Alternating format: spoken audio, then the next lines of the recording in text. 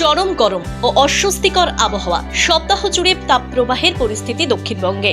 কলকাতায় 38 আর পশ্চিমের জেলাতে 40 পেরিয়ে যাবে পারদ, এমনটাই জানিয়েছে আবহাওয়া দপ্তর। তাপমাত্রা বাড়লেও উত্তরে বৃষ্টি চলবে ও উপরের দিকের 5 জেলায়। উত্তরবঙ্গের নিচের 3 জেলাতেও গরম ও অস্বস্তিকর আবহাওয়া থাকবে। আবহাওয়া দপ্তরের সতর্কবার্তা, প্রয়োজন ছাড়া সকাল 11টা থেকে বিকেল 4টে পর্যন্ত রোদে না যেতে। কলকাতায় চলতি সপ্তাহে তাপমাত্রা ছুঁতে পারে 38 পেরিয়ে 39 ডিগ্রি সেলসিয়াস। সপ্তাহের শেষ দিকে তাপপ্রবাহের মতো পরিস্থিতি তৈরি হতে পারে।